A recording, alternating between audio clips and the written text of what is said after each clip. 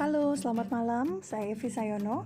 Hari ini Senin 2 Agustus 2021 dan saya akan membacakan ringkasan buku Homo Deus yang ditulis oleh Yuval Noah Harari.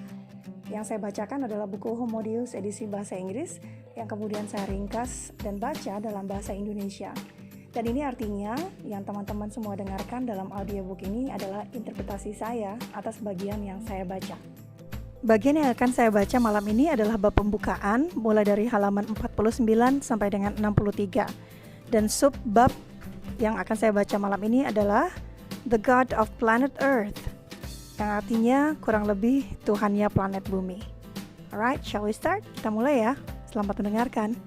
Dikatakan oleh Harari bahwa agenda umat manusia setelah berhasil mengalahkan bencana kelaparan, wabah penyakit, dan peperangan adalah mencapai yang namanya bliss atau kebahagiaan dan immortality atau hidup abadi.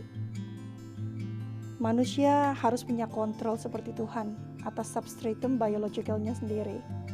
Maksudnya Harari begini, dia memperkirakan bahwa bisa jadi nantinya manusia bisa membeli misalnya kekuatannya Hercules atau sensualitasnya Aphrodite atau kebijaksanaannya Athena.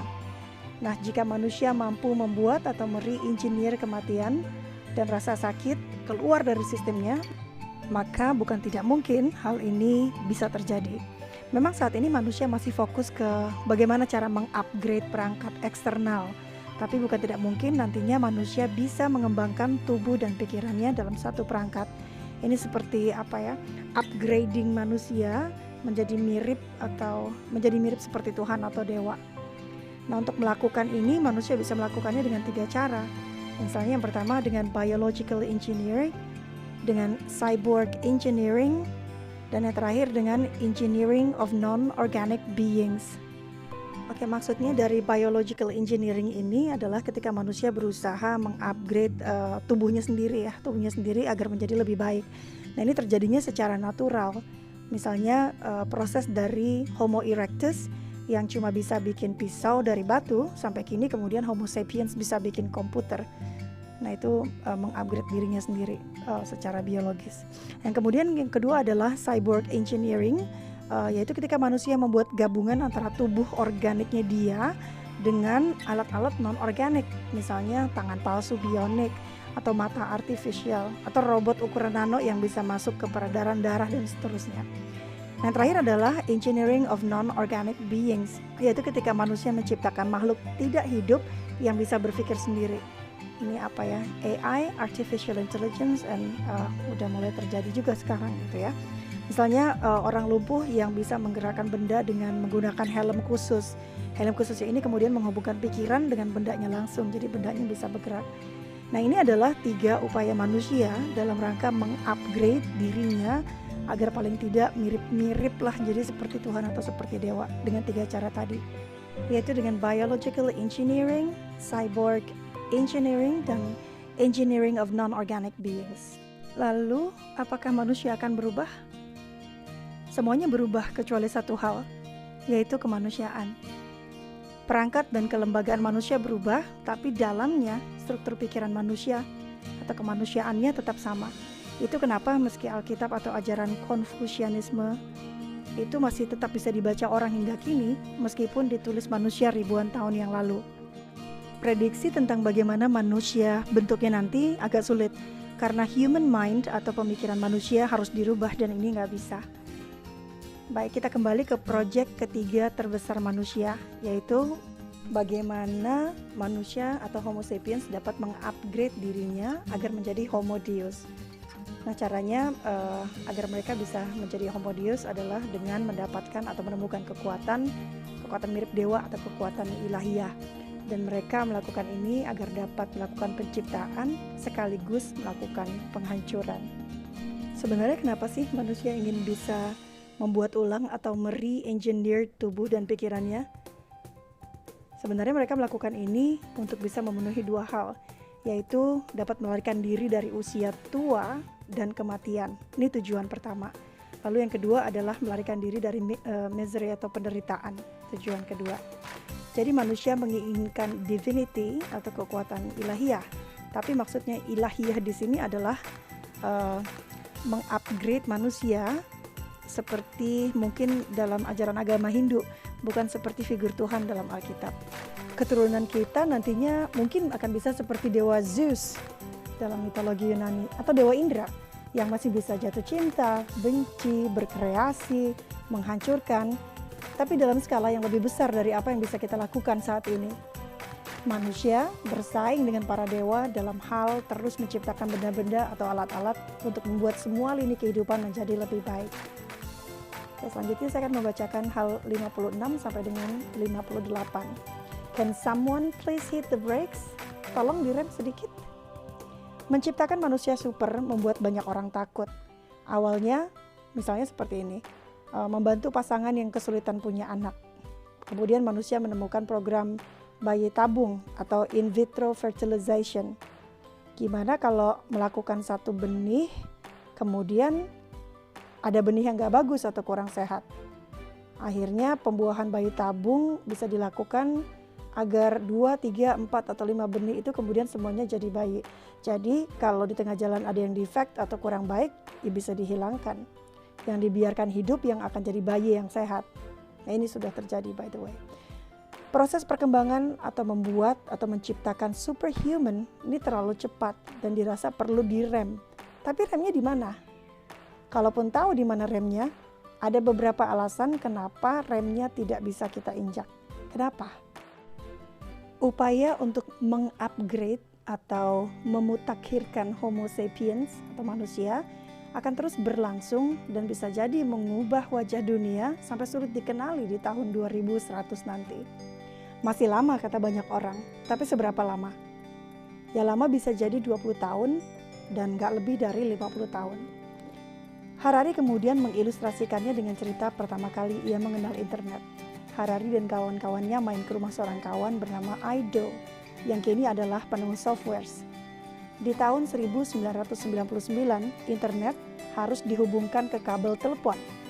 Mereka kemudian mencoba connect atau menghubungkan, lalu masuk ke sistem server sebuah universitas tempat mereka belajar. Aido berkata bahwa tempat ini yang mereka masuki via koneksi internet, ini nantinya akan berisi macam-macam data. Dulu mereka nggak tahu data apa yang bisa masuk situ. Nah sekarang ini beneran terjadi. Saat buku ini ditulis di tahun 2016, internet yang super cepat menghubungkan seluruh dunia. Kemudian orang menyimpan data di cloud, di Google Drive ya. Jarak dari 1999 ke 2016, itu 17 tahun saja yang diperlukan untuk perubahan. Quest atau pencarian untuk kehidupan abadi atau immortality, happiness atau kebahagiaan, dan kekuatan mirip dewa atau divinity, ini dianggap serius sekali.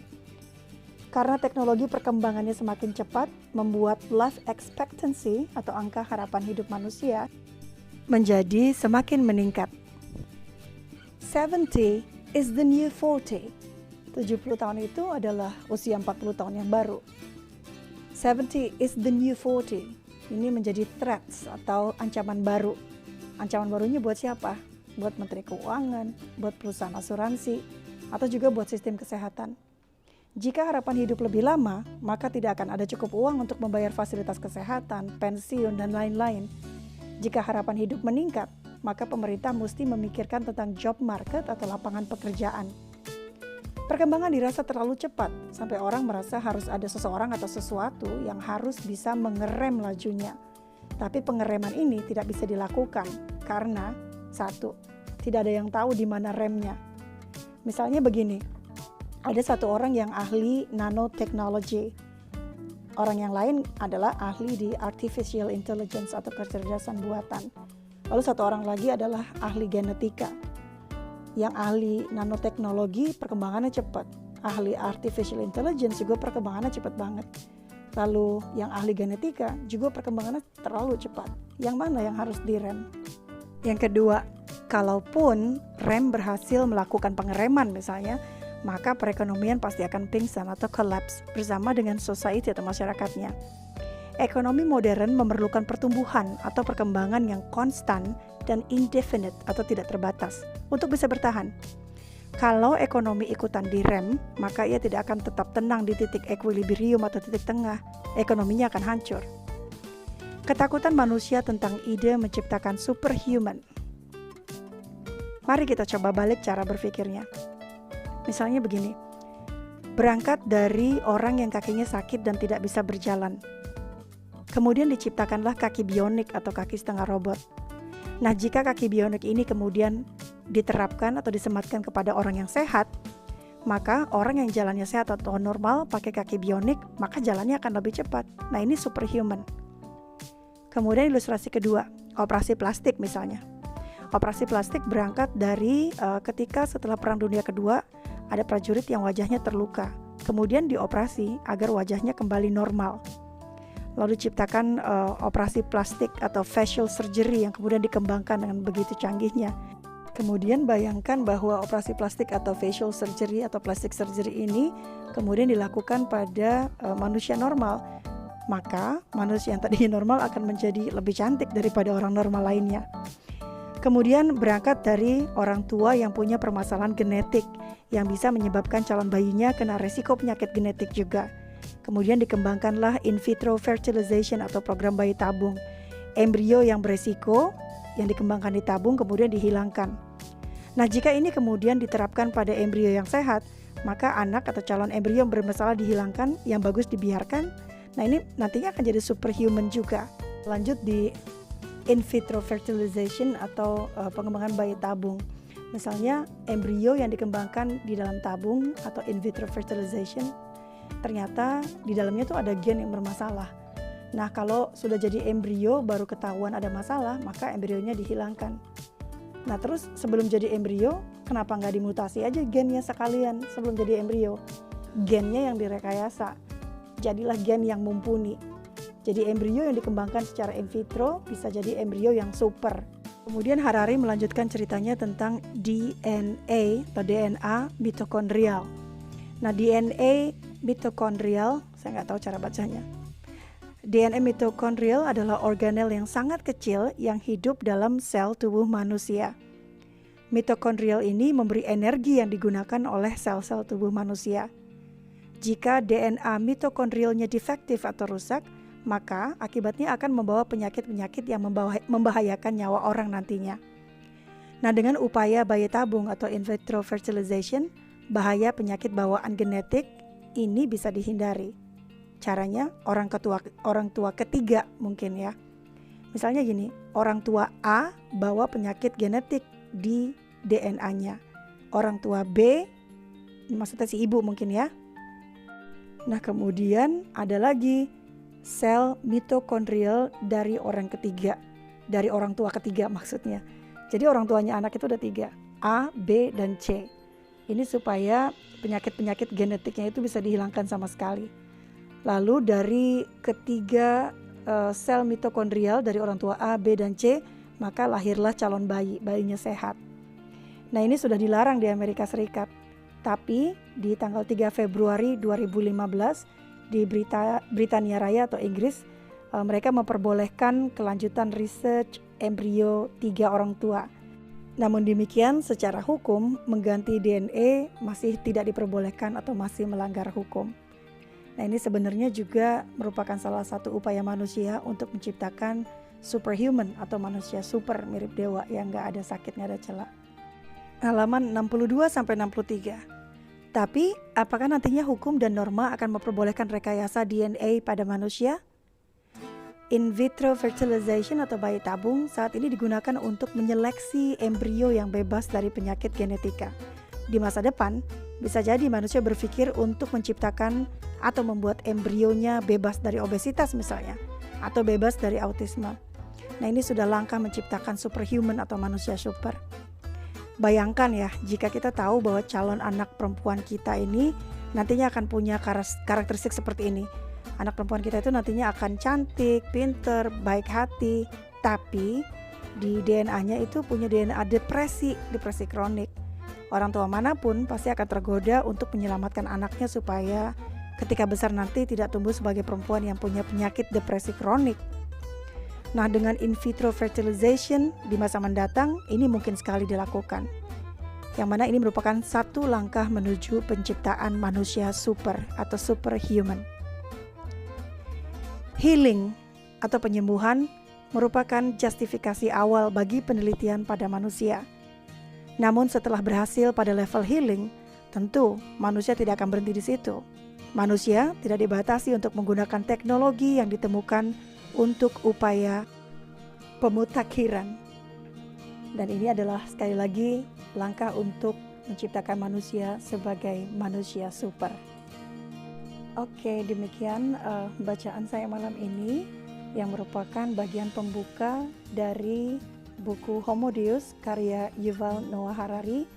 Bagian pembukaan mulai dari halaman 49 sampai 63. Judul dari subbab yang saya bacakan tadi adalah The God of Planet Earth atau Tuhannya planet bumi. Semoga apa yang saya bacakan malam hari ini dapat membawa manfaat bagi kita semua yang mendengarkan. Sekali lagi terima kasih sudah meluangkan waktu untuk mendengarkan bacaan ringkasan saya malam hari ini. Terima kasih, saya Evi Sayono. Sampai jumpa di lain kesempatan. Selamat malam.